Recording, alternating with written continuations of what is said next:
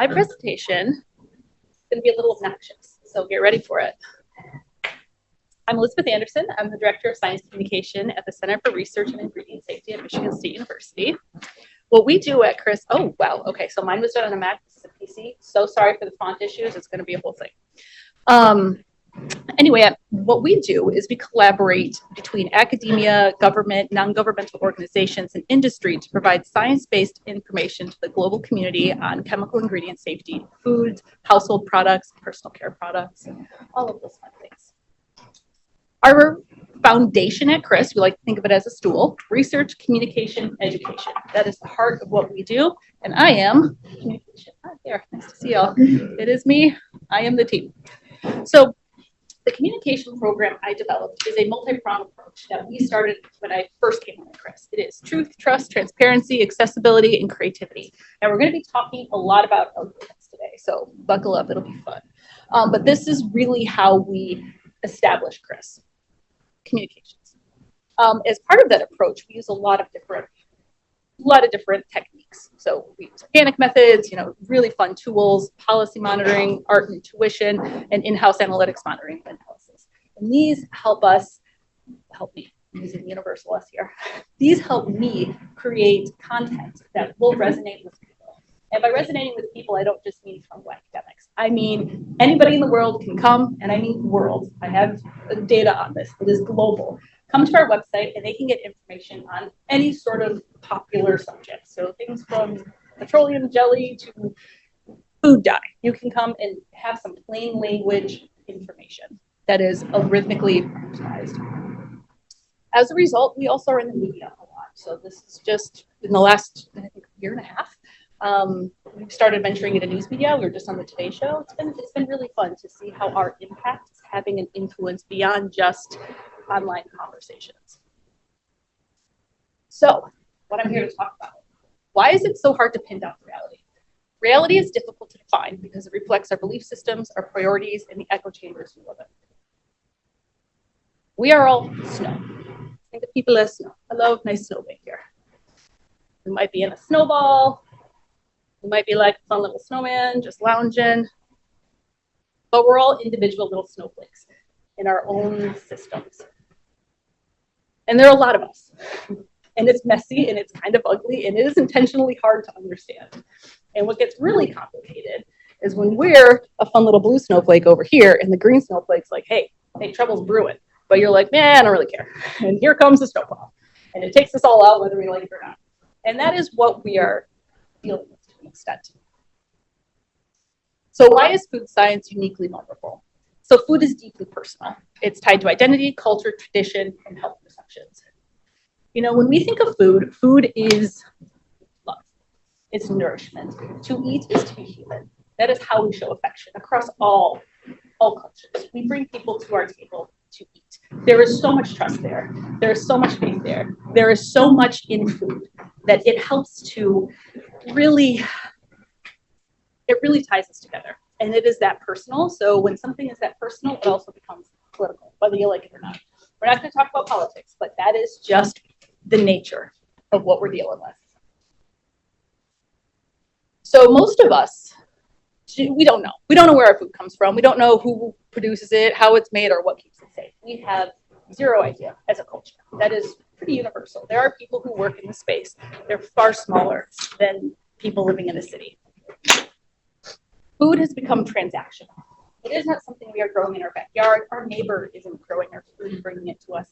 It is something we pay for, and it's largely invisible. We don't see the people who grow the food. We don't see how they process the food, how they harvest the food. We have no idea how much food we need to feed people. It's beyond us. Humans are really bad at understanding scale, whether that's a part per million or how much food we need to feed our population. They don't get it. And as a result, they don't understand what needs to go into protecting food. That we need a preservative if we're going from point A to point B. And what I hear so frequently, and drives me bonkers, you hear it all over TikTok, like, well, Europe doesn't need this preservative. And I was like, okay, well, that country is the size of one of our states. If it's coming from California and it's got to get to New York, that's a little bit different than you driving, halfway across one of our states. It's different. It's different. And we can't pretend like it's not different. So we end up with a tremendous amount of privilege And we don't understand this process. We think we do, though, because we have the internet. So we think we understand it all, but we don't. So, wait, back up just a quick second here. One of the things that we also forget is that food is everywhere. We have so much food now. So food becomes boring. I stop listening. If you're not going to make the effort to be entertaining, I'm not going to go the extra mile to listen. That's from a cartoon, American Dad, right? Food is boring, and we hate to be bored. Oh, do we hate boredom? And we have a solution for boredom. That is an algorithm. But moreover, before I start talking about algorithms, I want to touch on a point that our other speakers have made. Food is universal. And food is universal, so it's going to cut across all the algorithms. That is why we have so much support. Everyone's like, well, why are people so supportive of, MAHA or some of these food initiatives? Well, it's because it gets across everything. It's not just one or two people thinking about it. Food is everyone. So it crosses that algorithm to everybody. Now, we're going to talk about, the algorithm. But I have one more slide here.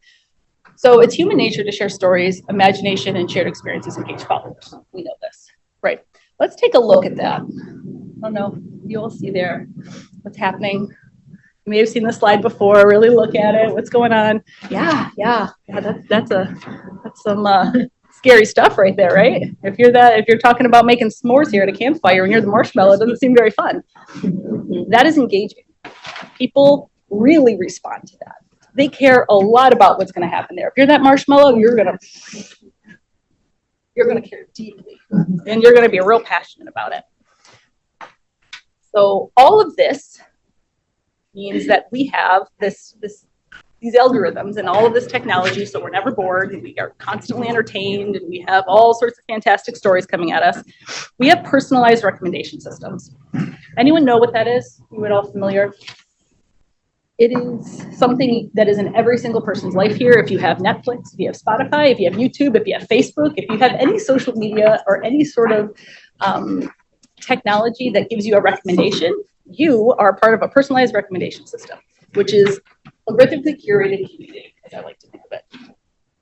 It gives you stuff. Look at it, just brings you this. Like, hey, this is for you. Enjoy it. Engage in it. It's super fun. Well, how do they do that? It collects data, it finds patterns, it makes predictions, and it adjusts constantly.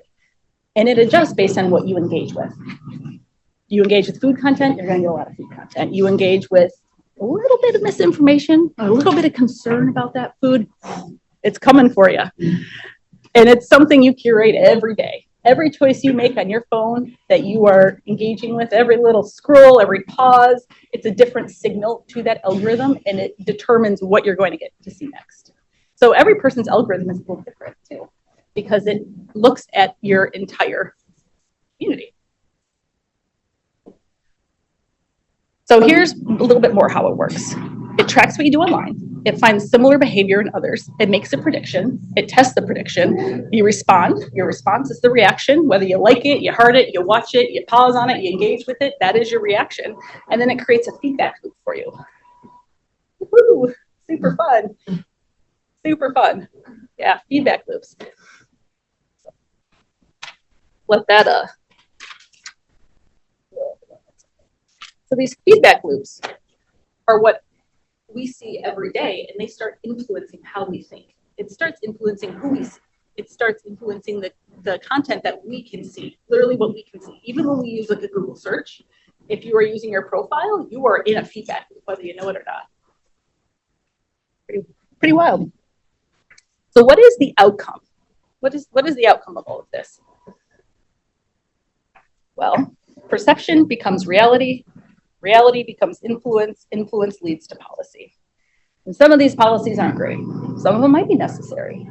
But we don't necessarily know which one of these is going to be right. If you're an average person, do you know which one of these is okay? Which one's safe? Which one's not if you're looking at headlines like this?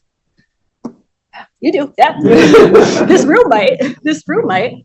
But when I tell you Girl Scout cookies have been a drama. And we were, we did an article, a couple of them. The hate mail, oh my goodness, the hate mail we've gotten from people. Just, I can't believe you feed your children this. Some of our resident researchers have gotten emails saying, you are not a real PhD, you're lying, you don't give these to your children, it's poison, it's like just awful stuff. Because people are passionate about it, because they're getting a whole lot of information from their feeds. Okay.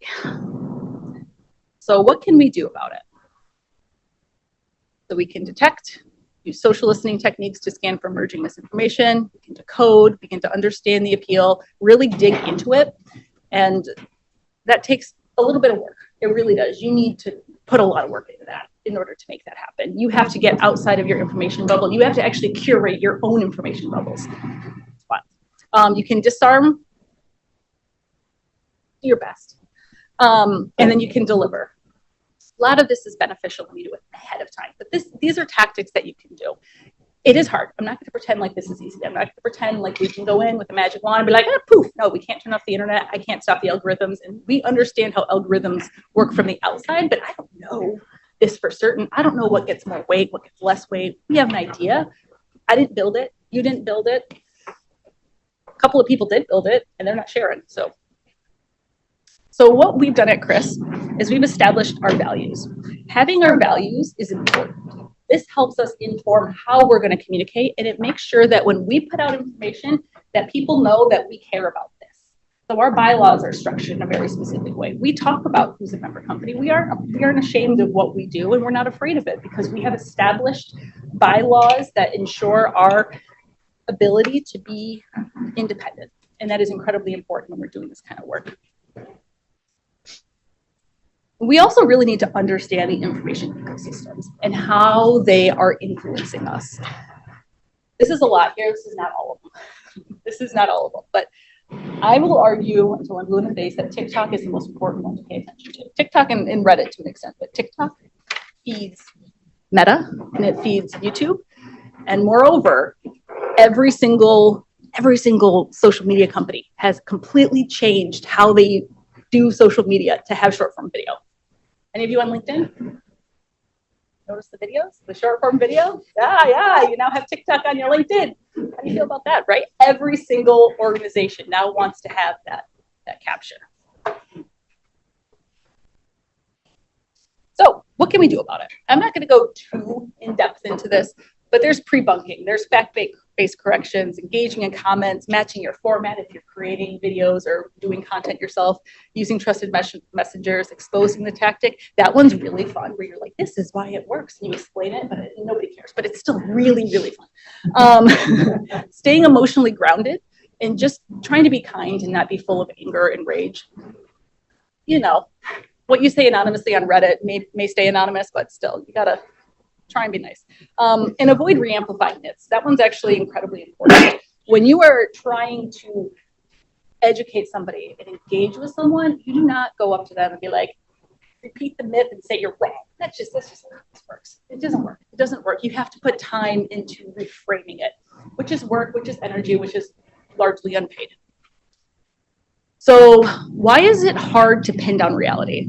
Reality is difficult to define because it reflects our belief systems, our priorities, and the echo chambers we live in. It's pretty much what I have for you here. I know it's a little bit of a, I want to say like a cliffhanger, but this is why we can't pin down reality, because we are all in our own reality. Very nice little feedback loop. You get it? Okay. I'm proud of us. So that is what I have here. I think we'll have some questions later, and there's a couple more presentations that will hopefully talk a little bit more on how to debunk this. Thank you.